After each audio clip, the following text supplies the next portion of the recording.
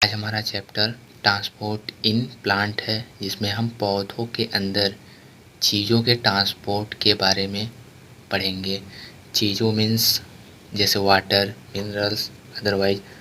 अगर हम ट्रांसपोर्ट की शुरुआत सबसे पहले प्लांट किंगडम से करते हैं तो प्लांट किंगडम में सबसे पहले एल्गी आते हैं, जो कि वाटर में पाए जाते हैं और इनमें ट्रांसपोर्ट बहुत ही आसानी से हो जाता है, ओनली डिफ्यूजन के द्वारा। दूसरे नंबर पे ब्रायोफाइट्स आते हैं, जो कि हॉरिजेंटली ग्रोथ करते हैं और वह ज़मीन के सतह से सीधा लगे होते हैं। वाटर के द्वारा उनमें मिनरल्स और वाटर आसानी से एब्जॉर्ब हो जाते हैं। तीसरा टेरिडोफाइट आता है, जो कि सीधा होता है और उसमें पाइप्स मीन्स जाइलम और फ्लोएम पाए जाते हैं, यानी कि वैस्कुलर बंडल प्रेजेंट होता है।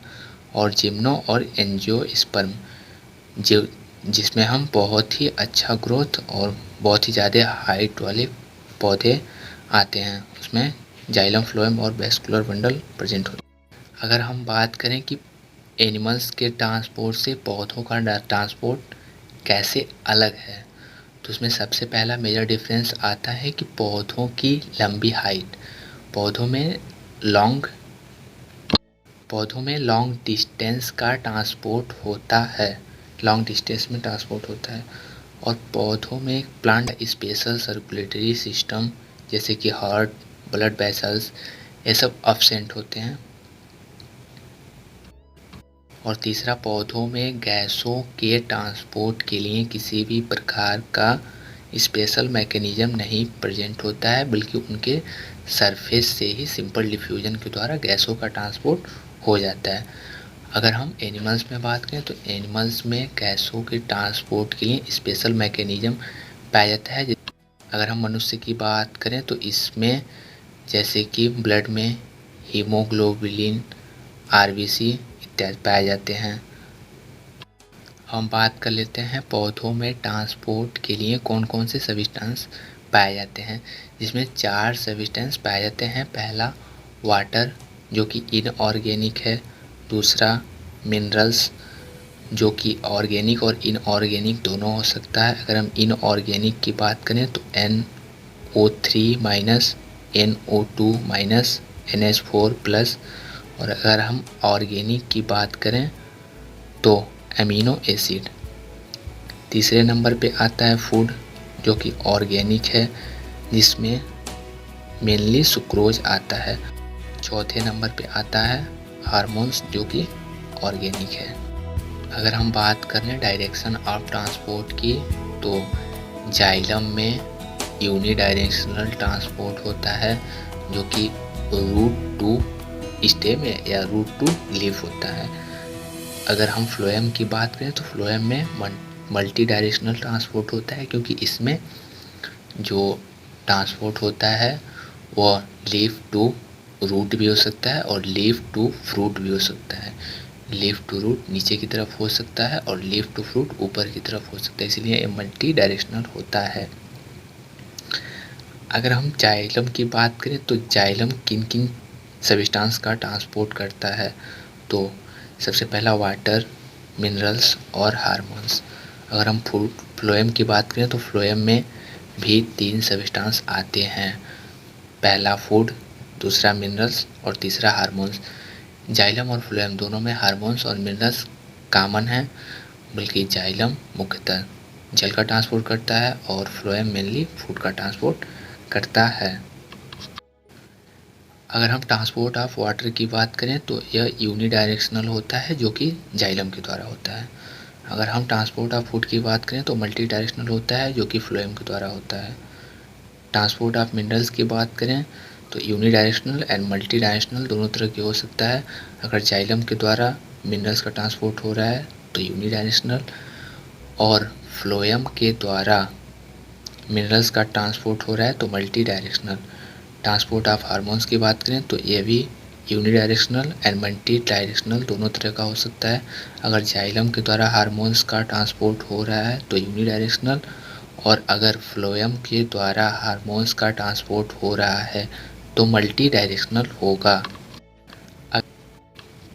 अगर हम स्प्रिंग सीजन की बात करें तो स्प्रिंग सीजन से पहले जो भी प्लांट की पत्तियां होती हैं वो फॉल डाउन हो जाती हैं और नए पत्तियों को उगाने के लिए हमें फूड की ज़रूरत पड़ती है और वह फूड हमें प्राप्त होता है रूट से या फ्रूट से, यानी कि जो स्टोरेज आर्गन हैं उनसे हम फूड पुनः ले प्राप्त करते हैं। इसको हम री एक्सपोर्ट कहते हैं, यानी कि रूट से या फ्रूट से जो फूड स्टोर है उसे हम री एक्सपोर्ट करके फिर नई पत्तियां यंग लीव्स बनाते हैं या उगाते हैं। जैसे कि आप देखे होंगे कभी कभी कोई पौधा ऐसा हो जिसे प्रॉपर मिनरल्स या फूड न मिल पा रही हों, उसकी पत्तियां खराब हो गई हों और उसमें फ्रूट लगे हुए हों, तो कुछ दिन बाद आप देखेंगे जो फ्रूट का साइज है वो छोटा हो जाता है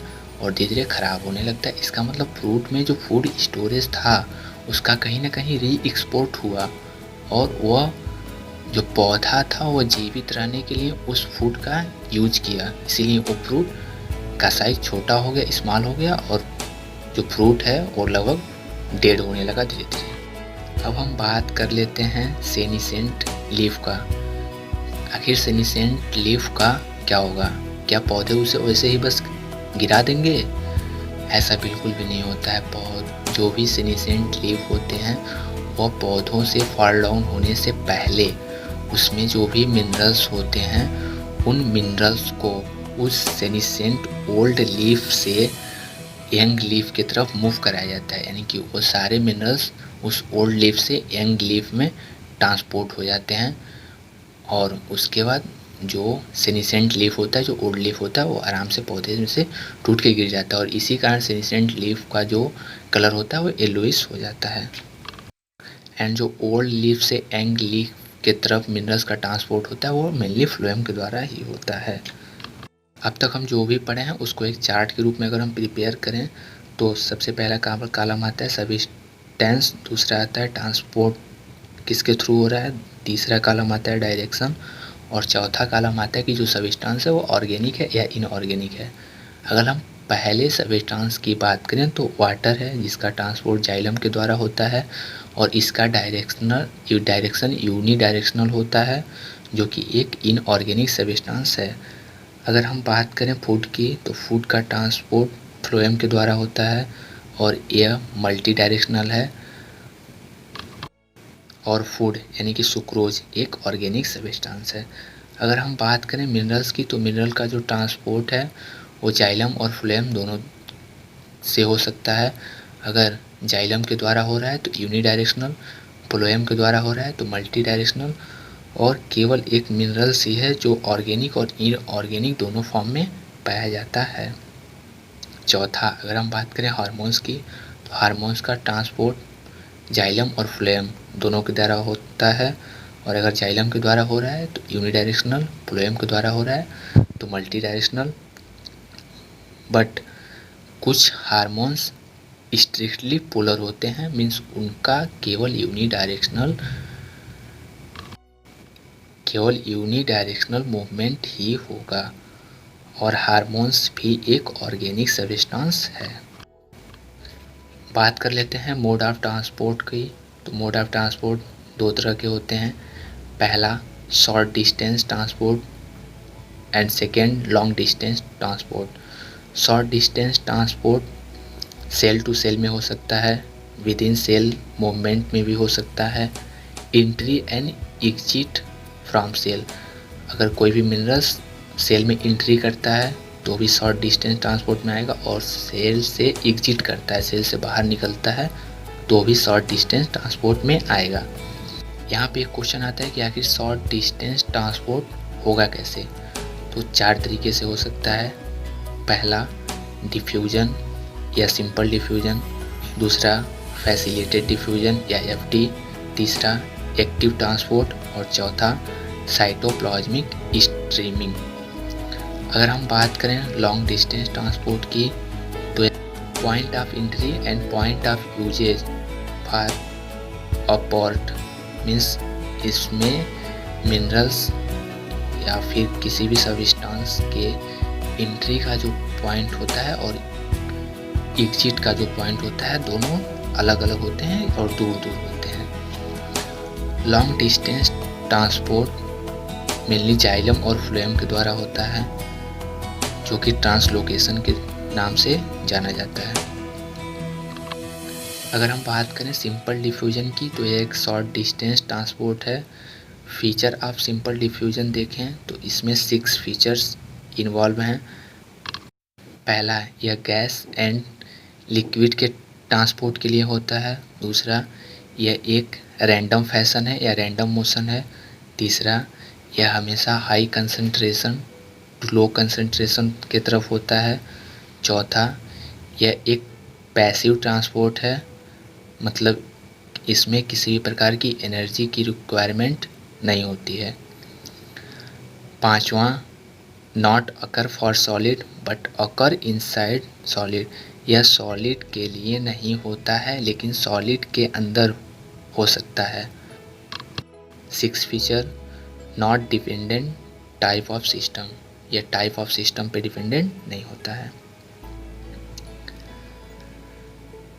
अगर हम factors affecting of simple diffusion की बात करें तो 4 फैक्टर्स मेन हैं।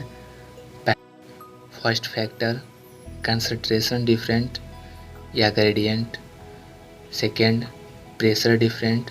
थर्ड, टेम्परेचर, अगर हम टेम्परेचर को इंक्रीज करेंगे तो एसटी यानी कि सिंपल डिफ्यूजन इंक्रीज हो जाएगा।